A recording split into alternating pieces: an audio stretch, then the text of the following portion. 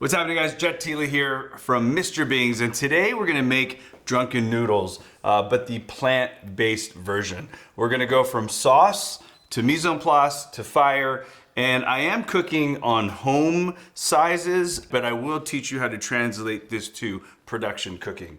So for the Mr. Bing's product line, it is chili crisp, it is authentic. We have two hot levels. There's a mild and then there's a spicy. The mild's pretty spicy, I would say. For total novices, I think the mild might even be spicy, but it's chili crisp, so it's supposed to be. We also have our food service sizes, really easy for things like this, where we're mixing into sauces for stir fries and other dishes. Okay, so to make this sauce, my principles for all Asian sauces is balancing 5 flavors: hot, sour, salty, sweet, savory. Hot, sour, salty, sweet, savory. And this is drunken noodles. It is a Thai dish which emphasizes the basil flavor profile, but all noodle dishes come from China, and the base sauce for me is always going to be oyster sauce. We are using a plant-based oyster sauce that's made from mushrooms. Add to the oyster sauce a sweet soy sauce. This is basically molasses and soy sauce. So on the flavor profile, this is going to be like 80% sweet, maybe 10% salty. So it really is molasses based to give you that really thick coating. It's going to make a nice brown sauce. Now we're going to do a thin soy sauce. This is a Chinese all-purpose thin soy sauce. You can obviously substitute with a Japanese soy, which you're going to have a lot of. To reinforce the sweet, we're going to add a good amount of sugar to this. Okay, so the most important ingredient, the star of the show, is definitely going to be the Mr. Bing's chili crisp.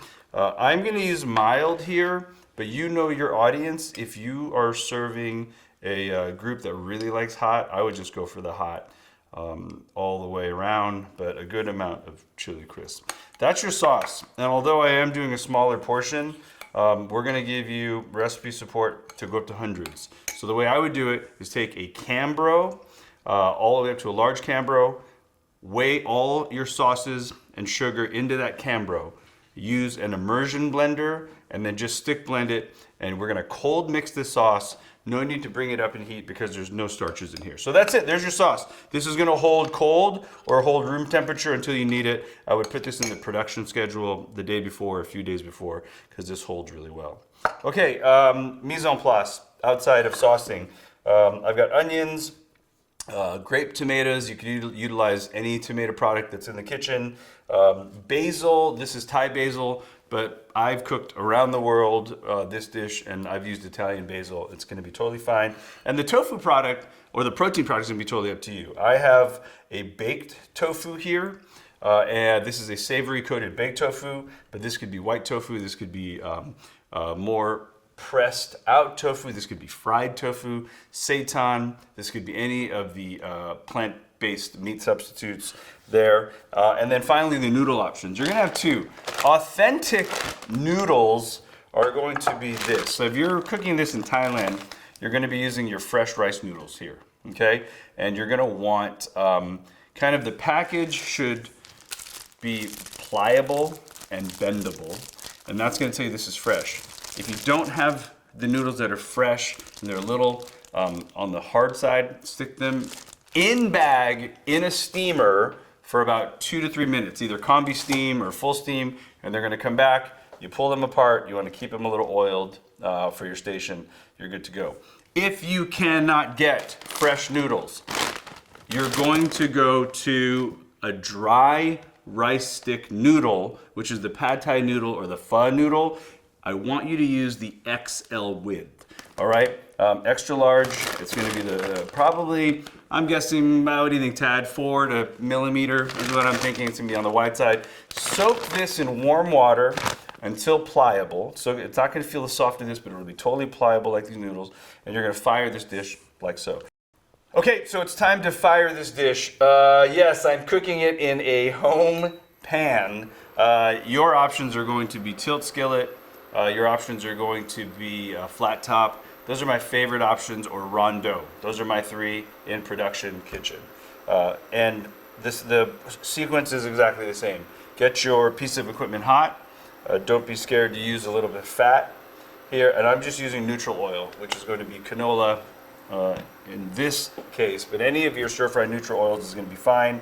Sequence is going to be pretty similar. Because we're not using a raw protein here, I'm going to start with my aromatics, and this is going to get hot pretty quickly here. Let's go to maximum sear, shall we?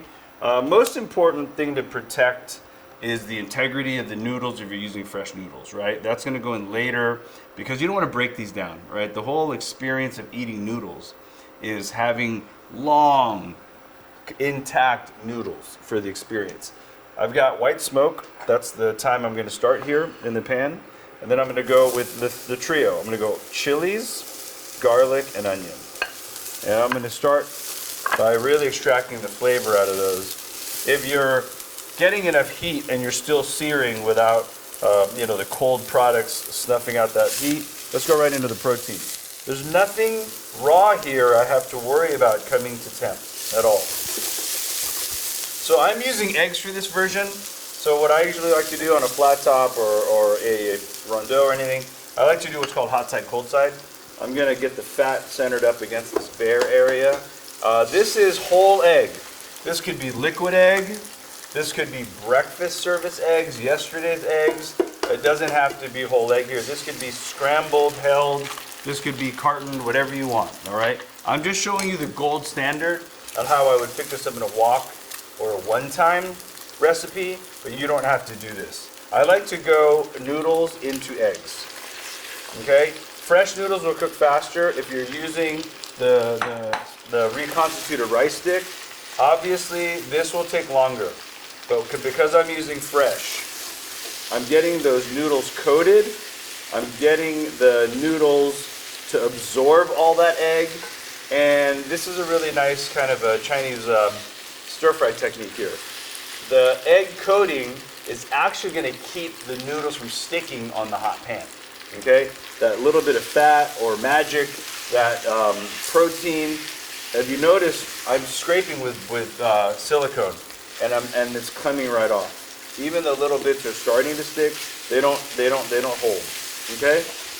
Once I'm here, and I'm starting to see a little browning on the edges, I'm starting to see the noodles go from almost an al dente to a soft, seared on the outside.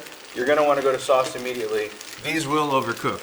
Because you also have to remember, you're going to be holding these in a hot box. You're going to shotgun them onto a line, and they're going to have to hold through service. So just when the noodles feel from al dente to just a slightly softer, nothing is sticking in the pan, that's when I'm going to re-stir your sauce, just in case. Even if you're going to use a boat motor, an immersion, just give it one more blitz right before you actually cook.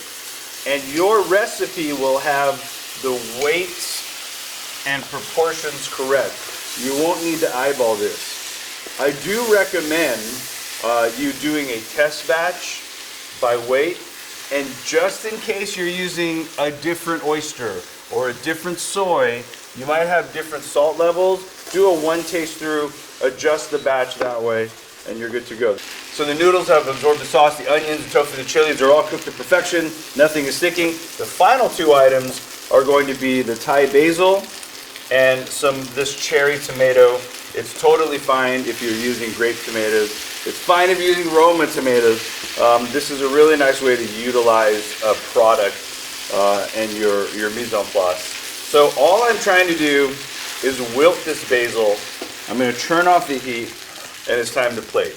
And this is how I like to plate it. This is obviously going in a plate, yes I know, but you're going to be loading this into shotguns, 200s, 400s, but I do want you to be aware of garnish right before service. So I like using scallions, a little more tomatoes could be nice as well. But you want to just really kind of show to your guest what is inside should be garnished with. And also, a word on chili crisp.